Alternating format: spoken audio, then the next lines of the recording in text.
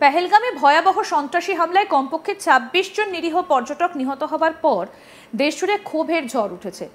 এই পরিস্থিতিতে পেহেলগামে জিহাদি হামলার বদলা হিসেবে গত বুধবার মধ্যরাতে পাক অধিকৃত কাশ্মীর এবং পাকিস্তানের মোট ৯টা জায়গায় অপারেশন সিন্দুর অভিযান করে জিহাদি শিবির গুড়িয়ে দেয় ভারতীয় সেনাবাহিনী।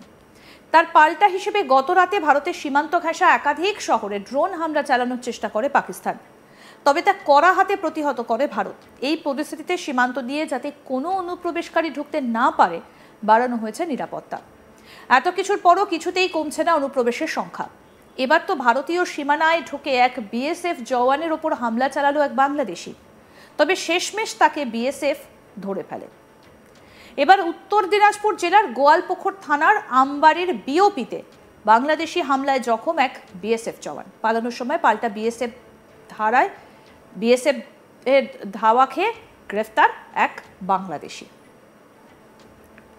সূত্রের খবর, বুধবার গোয়ালপুকুর থানার আমবাড়ি বিওপি এলাকায় ঘাস কাটতে কাটতে ভারতীয় সীমানায় অনুপ্রবেশের চেষ্টা চালায়। সীমান্তে থাকা বিএসএফ জওয়ান বাধা দেওয়ার চেষ্টা করলে তাকে ধারালো অস্ত্র দিয়ে আঘাত করা হয়, আর তাতে করে এক বিএসএফ জওয়ান জখম হয়। বিএসএফ জওয়ানকে জখম করে ঘটনাস্থল থেকে পালানোর সময় ওই বাংলাদেশিকে গ্রেফতার করে বিএসএফ। ঘটনায় জখম অবস্থায় ওই বাংলাদেশিকে ইসলামপুর মহকুমা হাসপাতালে নিয়ে আসা হয়েছে চিকিৎসার জন্য। অন্যদিকে জখম বিএসএফ জওয়ান বিহারের কিষানগঞ্জ মেডিকেলে চিকিৎসাধীন রয়েছে বলে জানা গিয়েছে।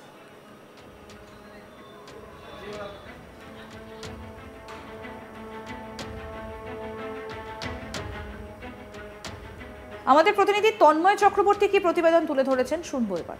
উত্তর দিনাজপুর জেলার গোয়ালপুকুরের আমবাড়ি বিওপি ক্যাম্পে একটি মর্মান্তিক ঘটনা ঘটল। সেটি হলো যে একজন বাংলাদেশি, তিনি তার জমিতে সে যখন জমিতে কাজ করছিল, সেই সময় ঘাস কাটতে কাটতে যখন এপারে আসার চেষ্টা করছিল, অনুপ্রবেশ করার চেষ্টা করছিল, সেই সময় বিএসএফ তাকে বাধা দিতে গেলে বিএসএফকে মানে সেই অনুপ্রবেশকারী কিন্তু ধারালো অস্ত্র দিয়ে আঘাত করে এবং এই যে ঘটনায় কিন্তু বিএসএফ কিন্তু সে গুরুতর আহত হয় এবং এরপর কিন্তু সেই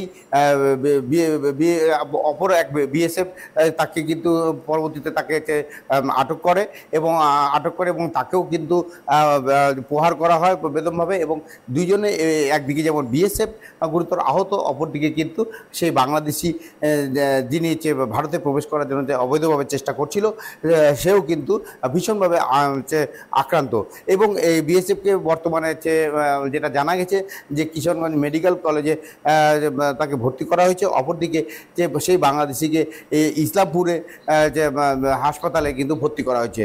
এবার বলা যায় যে উত্তর দিনাজপুর জেলা ২১২ কিলোমিটার কিন্তু ভারত বাংলাদেশ সীমান্ত রয়েছে এবং বরাবরই দেখা যায় যে গোয়ালপুকুর যে সীমান্ত, সেই সীমান্ত এলাকায় কিন্তু এরকম অনুপ্রবেশের ঘটনা ঘটতে থাকে এবং বিএসএফকে তৎপরতা সে অনুপ্রবেশের বারবার কিন্তু অনুপ্রবেশ যারা করতে যায় তাদেরকে কিন্তু বাধা দেয় এবং সে প্রচেষ্টা তাদের বিফলে যায়। এরকমই একটি ঘটনা কিন্তু দেখা গেল যে গোয়ালপুকুরে যে আমবাড়ি যে বিওপি রয়েছে সেখানে, এবং এই ঘটনায় কিন্তু ব্যাপক শোরগোল পড়েছে উত্তর দিনাজপুর জেলায়, যেখানে ভারত পাকিস্তানের মধ্যে যুদ্ধে একটা পরিস্থিতি রয়েছে এবং সাময়িক গিয়ে যুদ্ধবিরতি দেখা দিচ্ছে এবং ভারত এবং বাংলাদেশের মধ্যে যে এরকম যে একটা সম্পর্কে যে একটা টানাপোড়েন চলছে, সেরই মাঝে এই যে ঘটনা সেটি কিন্তু নতুনভাবে কিন্তু কিন্তু আবারও কিন্তু একটা প্রশ্নচিহ্ন দেখা দিল। তো এখন দেখার বিষয় যে আগামী দিনে এর কোন দিকে যায় সেদিকে তাকিয়ে রয়েছে সাধারণ মানুষ। পেহেলগামে ভয়াবহ সন্ত্রাসী হামলায় কমপক্ষে ২৬ জন নিরীহ পর্যটক নিহত হবার পর দেশজুড়ে ক্ষোভের ঝড় উঠেছে। আর এই পরিস্থিতিতে হামলার বদলা হিসেবে গত বুধবার মধ্যরাতে পাক অধিকৃত কাশ্মীর এবং পাকিস্তানে মোট ৯টা জায়গায় অপারেশন সিন্দুর অভিযান করে জিহাদি শিবির গুড়িয়ে দিয়েছে ভারতীয় সেনাবাহিনী। তার পাল্টা হিসেবে গত রাতে ভারতের সীমান্ত ঘেঁষা একাধিক শহরে ড্রোন হামলা চালানোর চেষ্টা করে পাকিস্তান, তবে তা কড়া হাতে প্রতিহত করে ভারত। এই পরিস্থিতিতে সীমান্ত দিয়ে যাতে কোনো অনুপ্রবেশকারী ঢুকতে না পারে বাড়ানো হয়েছে নিরাপত্তা। এত কিছুর পরও কিছুতেই কমছে না অনুপ্রবেশের সংখ্যা। এবার ভারতীয় সীমানায় ঢুকে এক বিএসএফ জওয়ানের ওপর হামলা চালালো এক বাংলাদেশি, তবে শেষমেশ তাকে বিএসএফ ধরে ফেলেছে। উত্তর দিনাজপুর জেলার গোয়ালপুকুর থানার আমবাড়ি বিওপিতে বাংলাদেশির হামলায় জখম এক বিএসএফ জওয়ান। আরও আপডেট পেতে দেখতে থাকুন আজ তাক বাংলায়, সাবস্ক্রাইব করুন, নোটিফিকেশন পেতে বেল বাটন অপশন প্রেস করুন, হোয়াটসঅ্যাপেও ফলো করুন আজ তাক বাংলা।